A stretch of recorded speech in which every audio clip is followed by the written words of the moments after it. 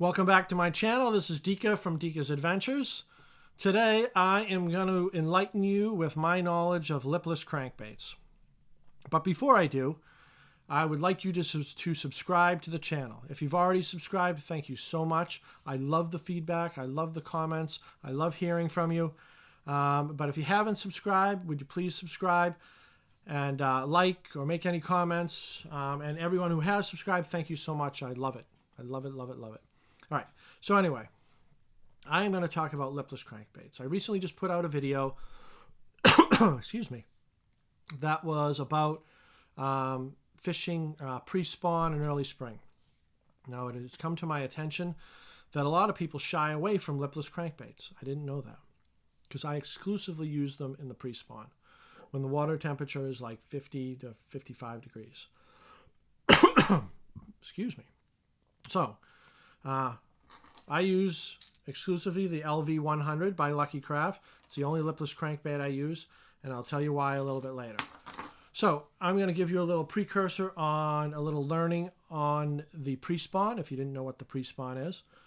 So the pre-spawn is when bass, the water temperature gets about 50 degrees, and the bass, they move from where it's deeper and the water is colder, and they move into shallower water with the intention of building beds, mating, and laying eggs. That's the main reason. Now, what they'll do is they'll move into the backs of creeks and coves and along the shorelines, around islands, into shallower water, usually 10 feet or less. It does depend on the body of water that you're in and whether it's clear water or muddy water. But for the most part, I find them always in like 10 feet or less. I mean, obviously it can be deeper, but for the most part, it's 10 feet or less. So they come into these areas and they're making beds. They'll actively be making beds. Now, before they actually spawn, they will be further back from these in a little bit deeper water in what I call staging areas.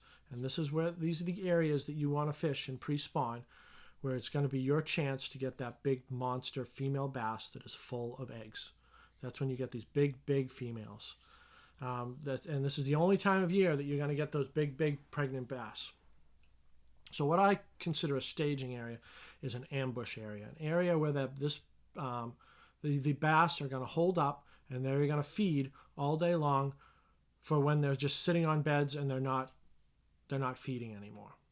So I do like rocky ledges and points and drop-offs and grass lines, just a little further back from these shallow areas, maybe a little bit deeper water.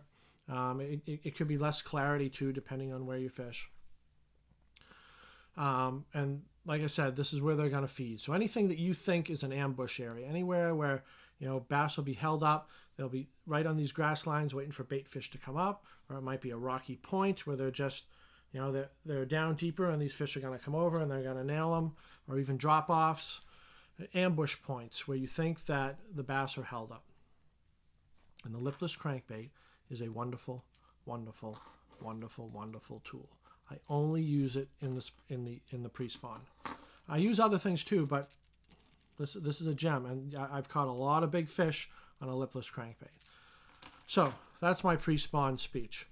All right, so like I said, the staging areas. So I wrote some things down I don't want to forget. So 50 to 55 degrees, I think, because the spawn is triggered by the temperature of the water.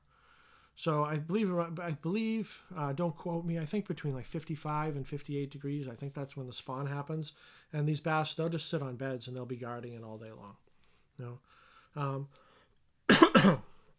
So the type of gear that I fish it on, I personally don't know if it matters, but this is what I do, and I'll give you a recommendation.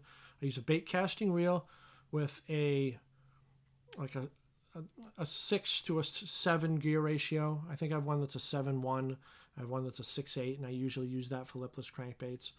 I have a medium heavy rod. It's 7 foot. I also have a medium fast rod that I use also. I think it works good for ripping it out of the grass.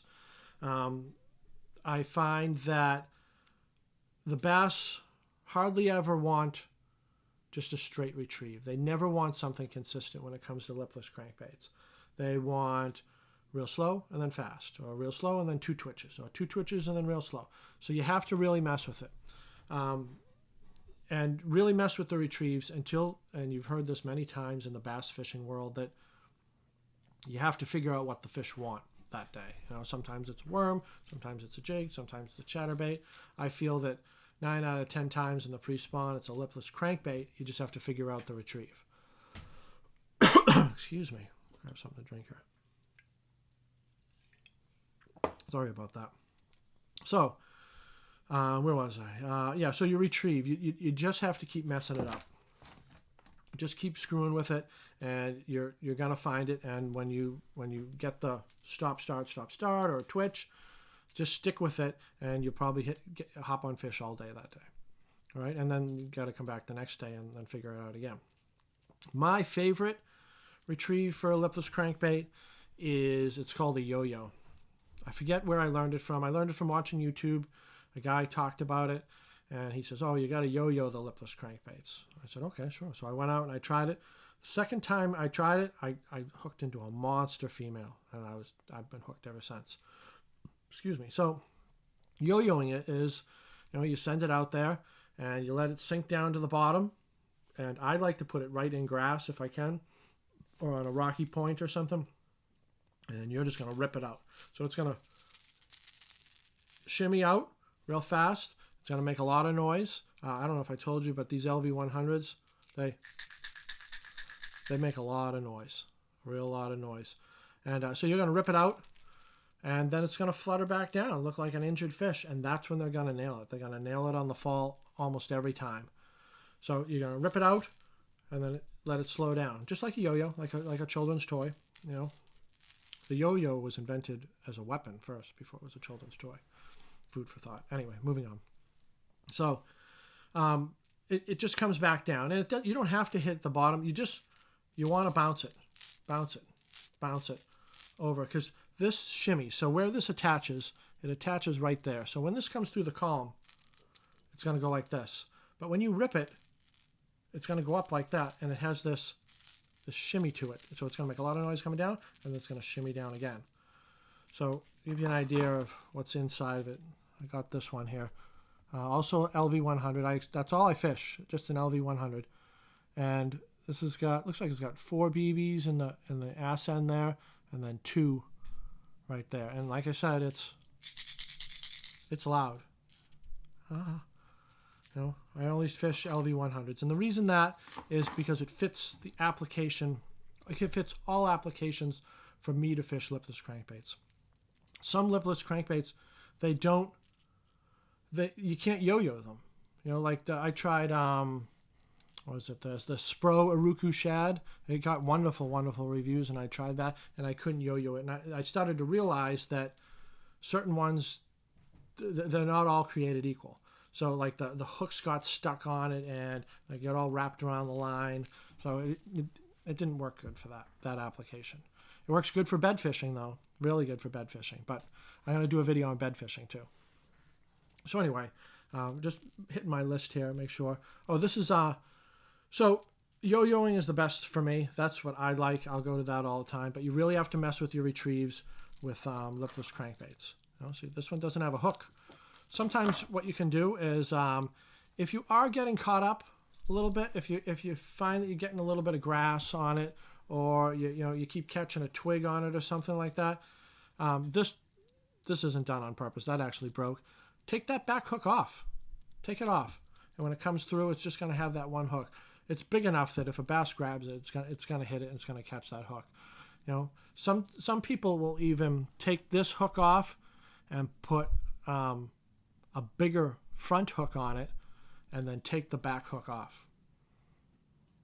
I don't find the need to do that, but in some applications, I'll just take that back hook off if I find it's getting caught on grass or twigs or whatever, and that just eliminates that. And then it still has the same action, still has the same sound.